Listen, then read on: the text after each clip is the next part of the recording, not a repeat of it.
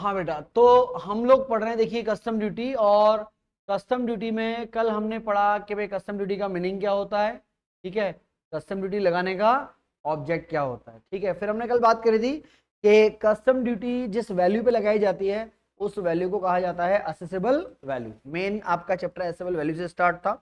हमने उसमें एक ही रूल पढ़ा था। हमने बोला था जो पहला रूल मैंने कल आपको लिखाया वो था किससे related, it was related with the freight. Freight में हमने बोला कि जब हम फ्रेट का रूल पढ़ रहे हैं तो हमें चेक करना पड़ेगा कि हमने गुड्स कैसे मंगाया। अगर हमने गुड्स जो है वो वेसल यानी कि पानी का जहाज, यानी कि हमने यूज करा है वाटर ट्रांसपोर्टेशन, तो अगर आपने पानी के जहाज से गुड्स मंगाया है तो फिर उस केस में रूल क्या पढ़ा था आपने, उस केस में रूल आपने ये पढ़ा कि अगर आपको क्वेश्चन में एक्चुअल एफओबी दे दिया जाएगा, सॉरी एक्चुअल फ्रेट दे दिया जाएगा, तो हम एक्चुअल फ्रेट ही लेंगे। अगर एक्चुअल फ्रेट होगा तो एक्चुअल फ्रेट लेंगे।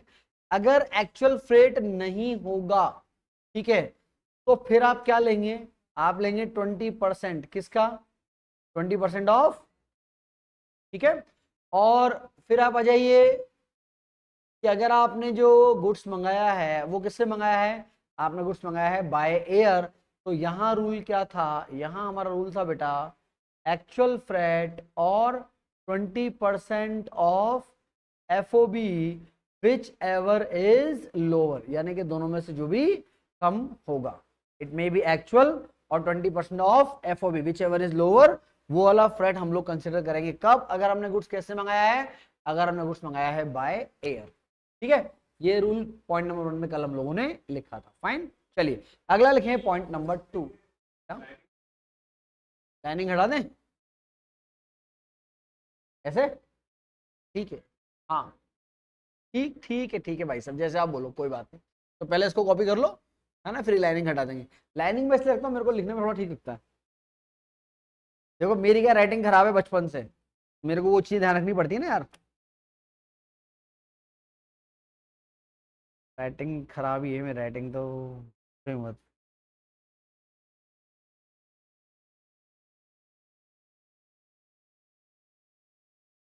हाँ जी, तो ये तो हमने कल लिख लिया था, तो आज तो हम अगला लिखेंगे, तो लिखें आप नेक्स्ट पॉइंट नंबर 2 बनेगा मेरे ख्याल से। चलिए पॉइंट नंबर 2 लिखें बेटा आप। पॉइंट नंबर 2 जो है वो मैं आपको बताता हूँ। पॉइंट नंबर 2 है बेटा आपका इंश्योरेंस के लिए। इंश्योरेंस का रूल क्या बोलता है, इंश्योरेंस का रूल बहुत सिंपल है, और ये वाटर ट्रांसपोर्टेशन एयर ट्रांसपोर्टेशन दोनों के लिए सेम है, अलग अलग नहीं है। रूल क्या बोलता है, रूल हमको ये बोलता है कि हम लोग लेंगे एक्चुअल जो हमारा इंश्योरेंस लगा है, एक्चुअल इंश्योरेंस जो हमारा लगा है, एक्चुअल इंश्योरेंस। लेकिन अगर आपको क्वेश्चन में एक्चुअल इंश्योरेंस गिवन नहीं हो, actual insurance is not available और नॉट गिवन, तो फिर आपको क्या करना है, तो फिर आपको लेना है 1.125% ऑफ एफओबी, ठीक है। ये रूल हमारे पास इसमें है। क्या पढ़ा हमने, हमने ये पढ़ा कि इंश्योरेंस का रूल अगर एक्चुअल है तो एक्चुअल लेंगे, और अगर एक्चुअल नहीं है तो कितना लेंगे, 1.125%। किसका? एफ ओ बी का, ठीक है बेटा।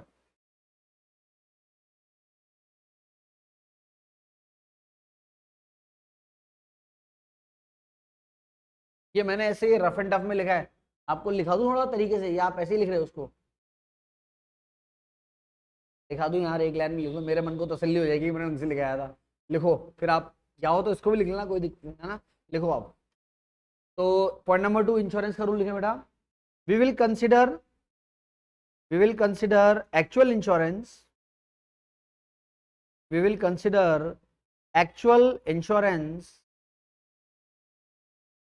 actual insurance, actual insurance, comma, if actual insurance is not given, if actual insurance is not given, then we will take, we will take 1.125%, 1.125%, 1.125% of FOB, of FOB। FOB का meaning कल मैंने आपको बताया था, फ्री ऑन बोर्ड। क्या मतलब होता है? फ्री ऑन बोर्ड था, राइट नहीं था? फ्री ऑन बोर्ड का मतलब ये है, कल हम जो एग्जांपल ले रहे थे कि वो जो यूएसए से हमारा बंदा है वो हमको गुड्स दे रहा है, तो यूएसए के पोर्ट तक आने तक जो खर्चा होता है वो होता है FOB। ठीक है, कल एग्जांपल हमने लिया था कि इंडिया का बंदा है, यूएस से गुड्स मंगा रहे हैं, यूएस का सप्लायर पहले यूएस के पोर्ट पे गुड्स लाएगा, यूएस के पोर्ट से गुड्स कहाँ आएगा? इंडियन पोर्ट पर आएगा, और इंडियन पोर्ट पर वैल्यूएशन किया जाएगा और ड्यूटी पूरा लिया जाएगा। ठीक है, चलिए अभी नेक्स्ट आप लोग एक फॉर्मेट बनाएंगे छोटा सा, ठीक है, और वो फॉर्मेट अपन कंप्लीट करते हैं। फॉर्मेट के ऊपर आप लिखें बेटा calculation of assessable value, calculation of accessible value.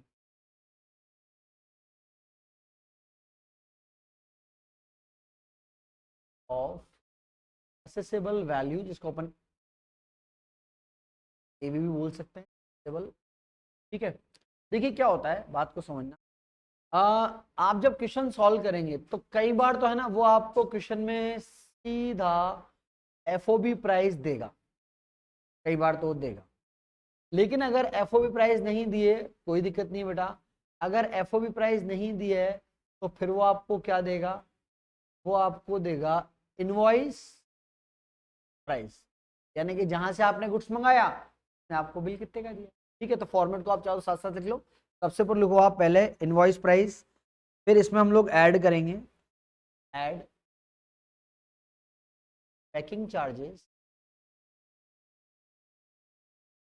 Packing charges, फिर ऐड करेंगे हम लोग इसमें कमीशन,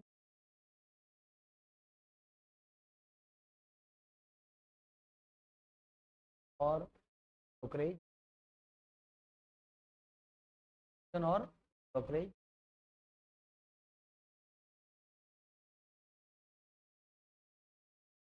देन ऐड करेंगे हम लोग इसमें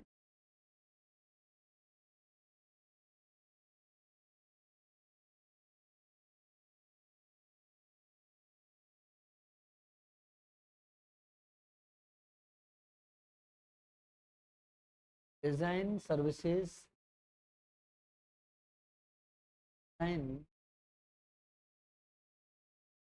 design services given by purchaser free of cost. चलो जी, तो इनवॉइस प्राइस में मैंने 3 आइटम ऐड करे, कौन कौन से? पैकिंग चार्जेस ऐड करा है, कमीशन ऑब्लिक ब्रोकरेज, और ऐड क्या करा है? Design services given by purchaser free of cost. जैसे मान लो मैंने इंडिया से ऑर्डर लगाया यूएस वाले को, और मैंने उसको बोला कि यार इसमें जो डिजाइन वगैरह होगा ना वो मैं आपको भेजता हूँ, कैसा कैसा आपको डिजाइन करना है, ठीक है, वो मेरी तरफ से फ्री रहेगा। ठीक है, तो वो वैल्यू इसमें ऐड की जाती है बेटा। जब आप वो वैल्यू इसमें ऐड कर देंगे तो आपका आ जाएगा FOB। ठीक है,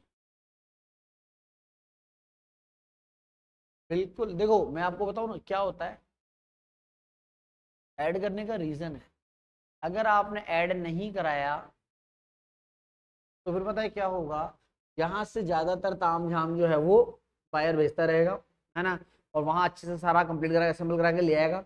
अब आप बोलोगे फ्री ऑफ कॉस्ट आप नहीं जोड़ोगे तो आपका असेंबल वैल्यू कम आएगा, कम आएगा ना। अगर आप इसको ऐड नहीं कराओगे तो आपका EV कम आएगा तो फिर गवर्नमेंट का एक्स्ट्रा घाटा हो जाएगा ना। तो किसी तरह का आप मैनिपुलेशन नहीं कर पाए, उसको गवर्नमेंट बोलते हैं फ्री ऑफ कॉस्ट दिया है, फिर भी for the purpose of AV assemble value हम इन चीजों को ऐड करते हैं। ठीक है, हाँ बेटा, तो आप ऐड करेंगे तो आपके पास आएगा क्या? आएगा आपके पास आएगा FOB। ठीक है, फिर FOB में हम ऐड करेंगे फ्राइट, फ्राइट के बाद हमने आज रूल पढ़ा किसका? इंश्योरेंस, फ्राइट ऐड करेंगे और इंश्योरेंस ऐड करेंगे। जब आप ये दोनों आइटम ऐड कर देंगे तो आपको जो वैल्यू मिलेगी उसी वैल्यू को बोलते हैं हम लोग असेसेबल वैल्यू भी बोलते हैं, और CIF का मतलब होता है बेटा cost including insurance and freight, ठीक है। तो CIF डैश असेसेबल वैल्यू, यही काम अपने को करना है। CIF डैश AV का मतलब आपके पास असेसेबल वैल्यू।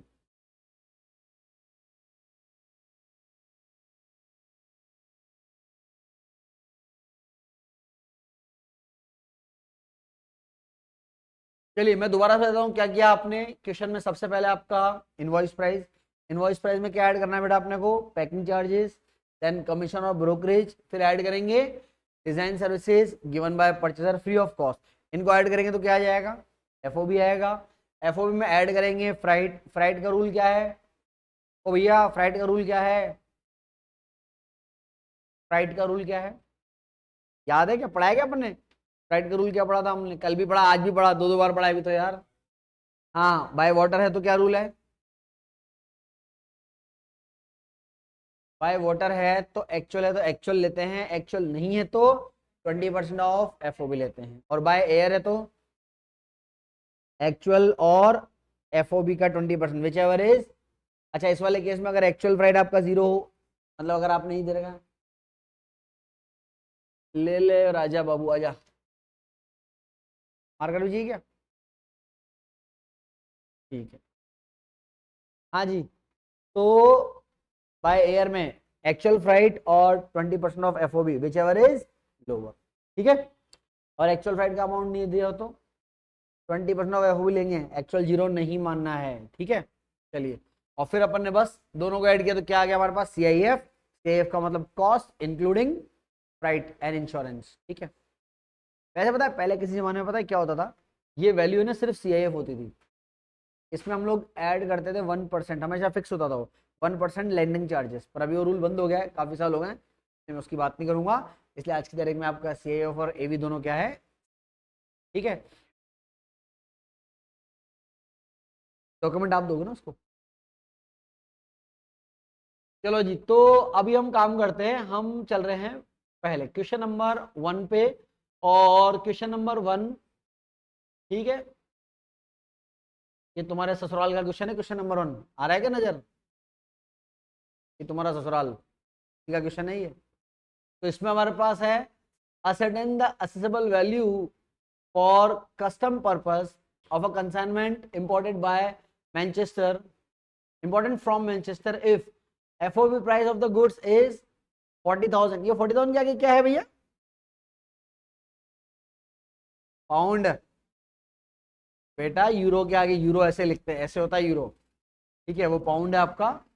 तो 40,000 पाउंड आपका FOB है। फ्राइट एंड इंश्योरेंस चार्जेस के बारे में क्या बोल रहा है, नॉट नोन, हमें नहीं पता है। And exchange rate notified by central board of indirect and custom act, 1 pound कितने का होता है, 100 रुपए का होता है, ठीक है। चलिए अच्छा हम लोग ये क्वेश्चन स्टार्ट करें उसके पहले आप एक काम कीजिएगा, हमारे इंपॉर्टेंट पॉइंट चल रहे थे, हमने कल एक पॉइंट लिखा, आज दूसरा पॉइंट लिखा, उसके नीचे हमने फॉर्मेट बनाया, बनाया फॉर्मेट, ठीक है। अब आप है ना लगभग लगभग एक पेज वहां छोड़ दो, लगभग एक पेज वहां छोड़ दो, है ना, चाहो तो 2 छोड़ दो, आपकी श्रद्धा है ना, पर एक तो छोड़ ही दो, ठीक है, छोड़ दिया, या 2 ही छोड़ दो। 2 में इसलिए बोल रहा हूं कि मैं ना आपको दोनों चैप्टर वैसे मिक्स करके पढ़ाऊंगा। पहले हम लोग क्या सीखेंगे, असेबल वैल्यू, अगले चैप्टर में हम लोग सीखेंगे कंप्यूटेशन ऑफ टैक्स लायबिलिटी। तो दोनों चैप्टर कुल मिला के एक ही क्वेश्चन, एक ही आना है वैसे भी बड़ा इसमें से, ठीक है।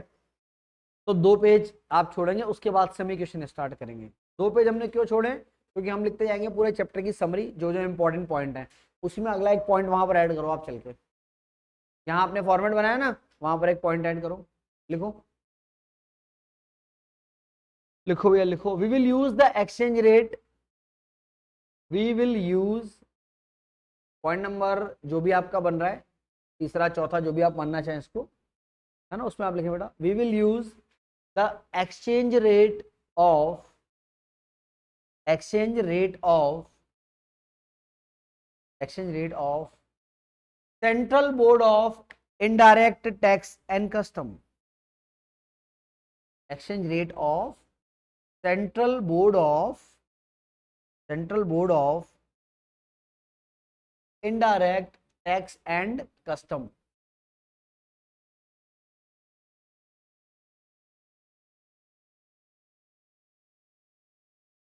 ठीक है, ऐसा मैंने क्यों आपको लिखा दिया उसका रीजन आप समझिए। आप जब आगे क्वेश्चंस करेंगे ना बेटा, उसमें आपको 3-3 4-4 एक्सचेंज रेट दे देगा और सारी अलग अलग।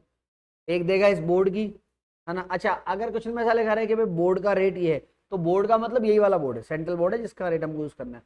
कई बार ऐसे भी दे देगा कि आरबीआई का रेट इतना चल रहा है, ओपन मार्केट में एक्सचेंज रेट इतना चल रहा है।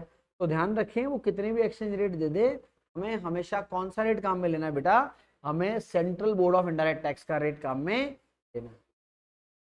ठीक है, चलिए एक पॉइंट वहां पर और ऐड करो, अगला पॉइंट लिखो। in the calculation of AV in the calculation of AV मतलब in the calculation of AV we will not consider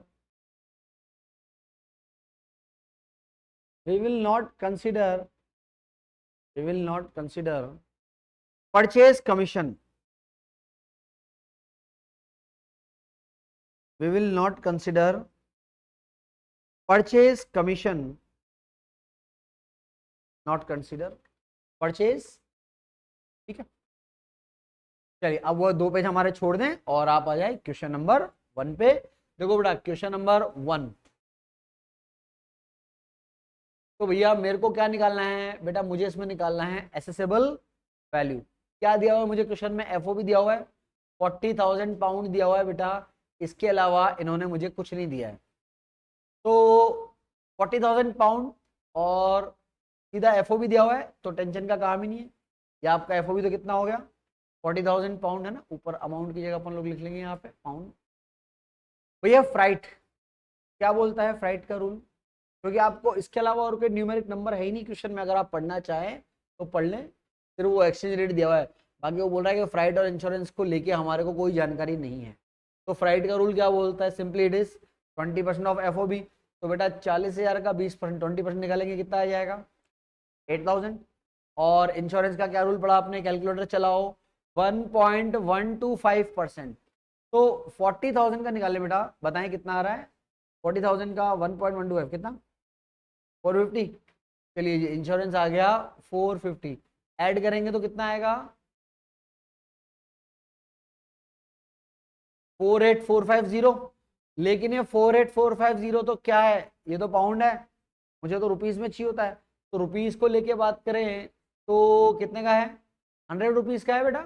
तो 100 रुपये से मल्टीप्लाई करेंगे तो हमारा एवी जो आएगा रुपीस टर्म में, 100 से मल्टीप्लाई करो, 48,450,000। तो इट कम्स 48,45,000, यानी कि 48 लाख और 50,000 रुपये। ठीक है, कोई डाउट इसमें, कॉपी कर लो इसको, फिर हम लोग नेक्स्ट क्वेश्चन नंबर 2 पे चलेंगे।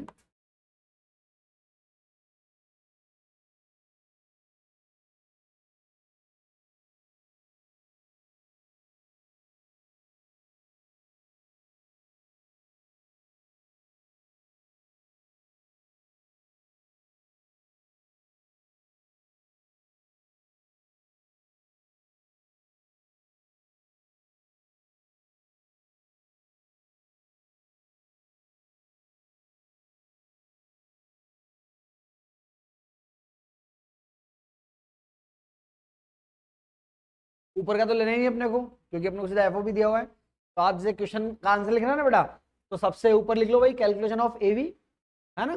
तो कैलकुलेशन ऑफ एवी स्टार्ट कहां से करेंगे अपन, एफओबी से। ठीक है बेटा, और ये ध्यान रखना है जो अमाउंट वाला कॉलम है ना, ये साइन मिलाना है यहाँ पे पाउंड का। हो गया अभी, आगे बढ़े, चलिए। तो नेक्स्ट आप आ जाए बेटा अभी क्वेश्चन नंबर 2। देखिए क्वेश्चन नंबर 2 हमारे पास अगेन एमजीएस। कहां पर है एमजीएस, पता है आपको, एमजीएस, हाँ Maharaj Ganga Singh university Bikaner, 2016 Kota university BCom 2019। क्या बोल रहा है क्वेश्चन आपसे? ये बोल रहा है कि N importer messrs Birla brother import a machinery at invoice price of 16,000। 16,000 का क्या दे रखा है मेरे को बेटा इस क्वेश्चन में? देखो अब आपने इसमें दिया हुआ है अपने को इनवॉइस। पिछले क्वेश्चन में क्या था आपके पास? एफओबी था। इसमें इनवॉइस प्राइस है, ठीक है। From the following information determine the accessible value. Packing charges है, ट्रांसपोर्ट है, लेकिन ट्रांसपोर्ट किसका है? एयर का है। जहां भी एयर दिखे तो मार्क कीजिएगा, इंपॉर्टेंट। फिर उसके बाद इंश्योरेंस प्रीमियम है आपका, ठीक है। अच्छा, एक ये मजे की चीज है, ट्रांसपोर्ट चार्जेस, ध्यान से पढ़िए। अरे ट्रांसपोर्ट चार्जेस कहां से लेके कहां तक है? इंडियन एयरपोर्ट से लेके गोडाउन तक का है। एक बात बताओ, क्या कस्टम ऑफिसर को इससे मतलब है क्या कि आपने गुड्स छुड़वाया पोर्ट से, है ना, और उसके बाद आप उसको अपने गोडाउन तक ले जा रहे हो, तो क्या उसको कोई मतलब है क्या? प्लीज रिमेंबर, उसको कोई मतलब नहीं है। तो अभी हम जब आगे जो मैंने 2 पेज आपको छुड़वाया ना, वहां पर मैं एक पॉइंट आपको लिखाऊंगा आगे। वो ये होता है कि बेटा जितने खर्चे आपने करे हैं, once the goods has been dispatch from the Indian port, Indian port से गुड्स निकलने के बाद जो भी आप खर्चा कर रहे हैं, वो मेरे लिए क्वेश्चन सॉल्व करने के लिए किसी काम का नहीं है, क्योंकि मेरा कस्टम ऑफिसर सिर्फ एसेसेबल वैल्यू निकालता है, और एसेसेबल वैल्यू में सिर्फ वही एक्सपेंस जोड़े जाते हैं जो आपने पोर्ट तक किए। पोर्ट के बाहर आपने गुड्स निकाल लिया, फिर क्या मतलब? ठीक है, तो ये काम का नहीं है, इसका वर्क नोट अपन लिख लेंगे। और फिर अपना कमीशन है, कमीशन आपने दिया है ब्रोकर को of exporter who will arrange the deal, ठीक है, $190 का। और एक्सचेंज रेट बोर्ड का दिया हुआ है, कितना दिया हुआ है बोर्ड का रेट? $1 इक्वल टू 72 रुपीज, ठीक है। चलिए तो सॉल्व करना करते हैं स्टार्ट। सबसे पहले लिखेंगे हेडिंग। हेडिंग क्या लिखोगे भाई, बोलो?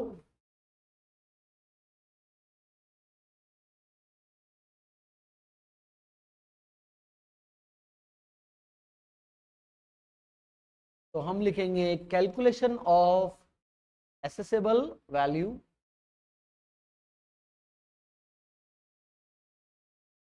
Calculation of assessable value.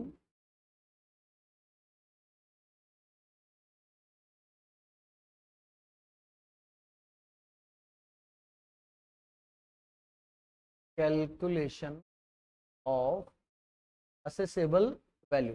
देखो सबसे पहले बेटा इस क्वेश्चन में आपको इसने क्या दे रखा है? इनवॉइस प्राइस दिया हुआ है। इनवॉइस प्राइस कितना दिया हुआ है? 16,000 क्या रुपए है क्या? पूरा बोलो ना। $16,000 है, ठीक है। अब $16,000 है बेटा, इनवॉइस प्राइस है। तो इनवॉइस प्राइस में देखो इधर ध्यान दें क्या क्या जोड़ना पड़ेगा। एक तो पैकिंग चार्जेस जोड़ दूं मैं, और देखो ट्रांसपोर्ट बाद में जुड़ता है, इंश्योरेंस बाद में जुड़ता है, एफओबी निकालने के बाद जुड़ता है। ये वाला ट्रांसपोर्ट चौथे नंबर का हमको जोड़ना नहीं है। पांचवा जोड़ लें, कमीशन, है ना। कमीशन आ जाएगा $190 का आपका कमीशन और से ब्रोकरेज। तो एक तो आएगा आपका पैकिंग चार्जेस आएगा बेटा, ठीक है। और एक क्या आएगा हमारे पास? एक आएगा हमारे पास ब्रोकरेज और से कमीशन। तो पैकिंग चार्ज $800 का है, ठीक है। और जो ब्रोकरेज है वो आपका है $190 का, $190, ठीक है बेटा। तो यहां तक हमने ऐड किया बेटा, यहां तक ऐड करेंगे तो क्या मिलने वाला है आपको? एफओ भी मिल जाएगा। चलिए जोड़ें, कितना आ रहा है? 16,990। यहां तक कोई प्रॉब्लम? आगे बढ़ू मैं? हाँ बेटा, दिए आपको, दिए क्या, वैसे तो 1 मिनट ही बहुत है, पर चलो 2 मिनट दिए। आप 2 मिनट में मुझे बताएं कि यहाँ पर फ्राइट का जो अमाउंट है वो कितना आएगा। फ्राइट का जो अमाउंट है वो कितना आएगा? इस काम के लिए आपको 2 मिनट दिए मैंने।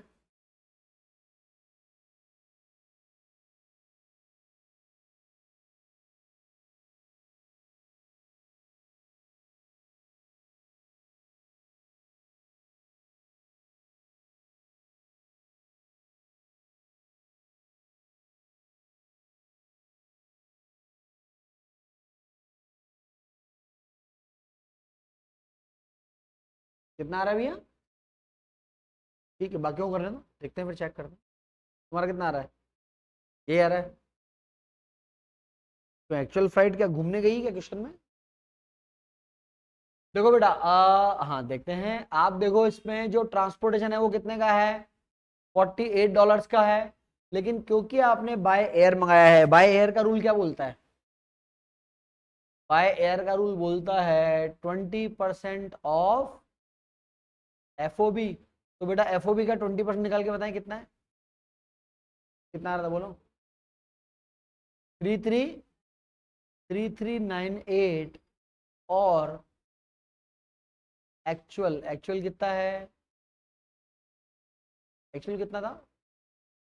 एक्चुअल था आपका $4800, $4800। तो भैया क्या लेंगे हम लोग? हम लेंगे विच एवर इज लोअर, दोनों में से जो भी कम है। तो कम क्या है भैया?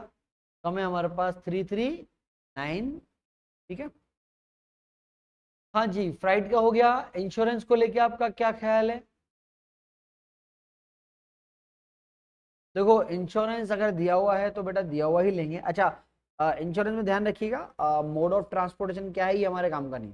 ठीक है। अगर एक्चुअल दिया हुआ है तो एक्चुअल ले लो, और एक्चुअल नहीं हो तो 1.125%। ठीक है, चलिए।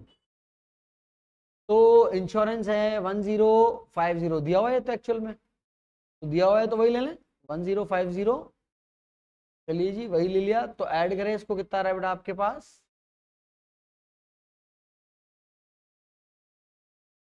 21,438।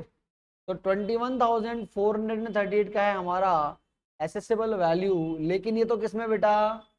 ये तो डॉलर में है। हमें ध्यान रखिएगा, हमें हमारा एसेसेबल वैल्यू रुपीज में चाहिए होता है। तो what we are going to use that $1 equal to, बेटा एक्सचेंज रेट कितना? 72 है ना। चलिए ठीक है, तो 72 से मल्टीप्लाई करेंगे इसको। 21,438 72 से मल्टीप्लाई करो 15,43,530। ठीक है चलो। तो 15,43,536, 15,43,530। हाँ जी, कॉपी कर लें। इसमें कोई डाउट हो तो बता दो बेटा। क्लियर हो गया अपने को ये? क्वेश्चन नंबर कौन सा है हमारा ये? क्वेश्चन नंबर, भैया फोटो खींच के ना ग्रुप में डाल दो, है ना। आज 5 6 7 बच्चे लापता हैं आज। तो सैटरडे आते हैं, छुट्टी के मूड में आते हैं बच्चे तो, है ना, जैसे तो कोई एग्जाम इनका साल बर्बाद है। ग्रुप में डाल दे, कौन छोड़ा करूँगा। और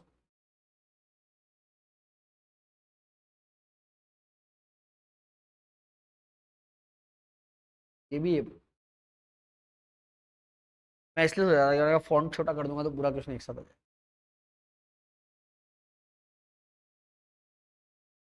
कॉपी हो गया क्या? कॉपी हो गया तो एक नोट लिखो नीचे। लिखो बेटा, वो जो अपन ने छोड़ा ना, क्या छोड़ा अपन ने? Transportation charges. कहाँ से कहाँ तक का? इंडियन पोर्ट से लेके और बायर के गोडाउन तक का, है ना बेटा। चलिए तो लिखें, उसमें आप एक नोट लिख लो, आंसर के नीचे लिखें। Expense incurred, expense incurred after the goods has been dispatched, expense incurred after the goods has been dispatched from from Indian port to the godown of the buyer, to the godown of the buyer. For example, for example, for example,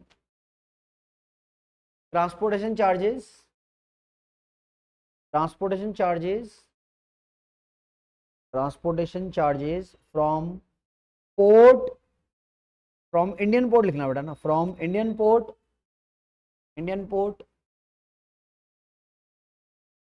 to go down of buyer, from Indian port to go down of buyer, comma design and development expense, design and development expense on asset, design or development expense on asset in India, जैसे आपने क्या करा, आपने US से कोई machine वगैरह मंगाई, आपने अपनी फैक्ट्री में इंस्टॉल करा, इंस्टॉल करने के बाद आपको लगा कि यार इस पे है ना अलग से कुछ कवर वगैरह बनाना पड़ेगा इसको ढकने करने के लिए, या इसमें कुछ स्पेसिफिक डिजाइन और लगाने पड़ेंगे, इंडिया में लगाना पड़ेंगे, तो उससे कोई मतलब नहीं। Again the logic is clear, आपने पोर्ट से गुड्स छुड़ा लिया, तो अभी वो कस्टम ऑफिसर को कोई मतलब नहीं, आप बाहर में जाओ, आप उसको चंबल नदी में फेंक दो ले जाके, तो कोई मतलब नहीं आप क्या कर रहे हो मशीन को, ठीक है। Comma comma installation charges of machinery, installation charges of machinery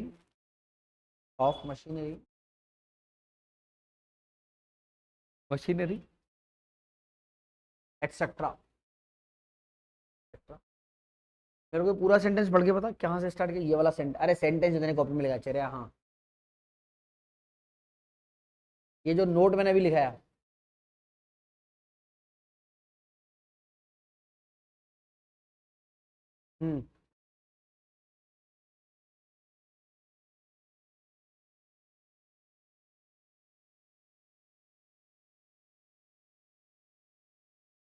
एक लाइन और ऐड करनी पड़ेगी ना, these will not to be included in AV, तो एक लाइन और ऐड करो इसमें, these expense will not to be added, these expense will not to be added in the AV,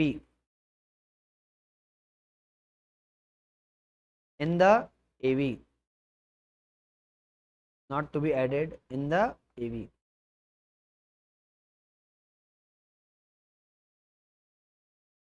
और चल रहा है ना, धन्यवाद, सेम टू यू। हाँ जी, लिख लिया नोट पूरा, तो ये कंप्लीट हो गया हमारा आज के समाचार समाप्त, है ना। पढ़ेंगे अब मंडे को, ये दोनों वीडियो मैं ऐप में डाल दूंगा आज, कल वाला नहीं डाला मैं, शायद कल वाला डाल दूंगा, आज वाला डाल दूंगा।